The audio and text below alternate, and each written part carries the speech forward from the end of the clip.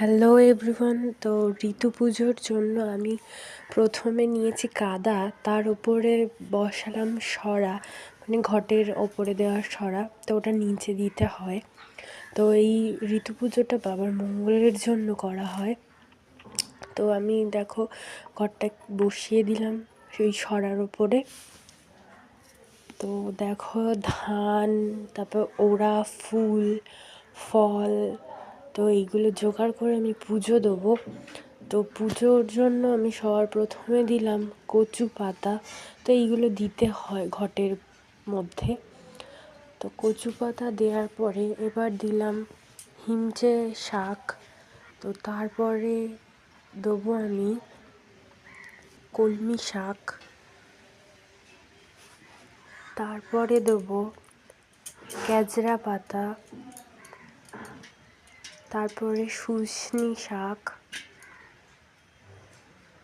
তো এইগুলো ঘটে সব দিতে হয়। এরপরে সর্ষের ফুল দিলাম,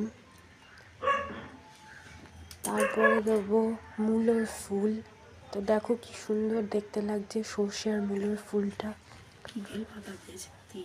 তারপরে বেল পাতা দেবো, তারপর ফুল দেবো,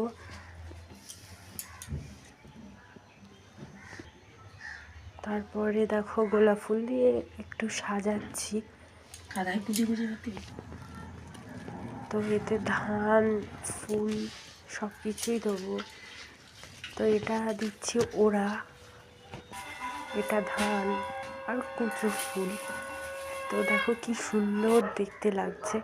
আমাদের বাড়ির গোপুসোনাকেও দেখো কি সুন্দর লাগছে দেখো ডেকোরেশনটা দেখো কি সুন্দর দেখতে লাগছে। তো এইভাবেই ঋতু পুজোটা করা হয়।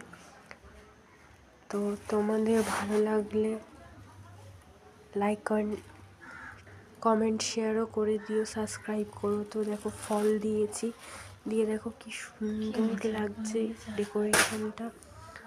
তো দেখো ফুলগুলো আমি কুচে কুচে চারিদিকে ছড়িয়ে দিয়েছি, দেখো কি সুন্দর দেখতে লাগছে। তো এরপরে আমি দেবো জল।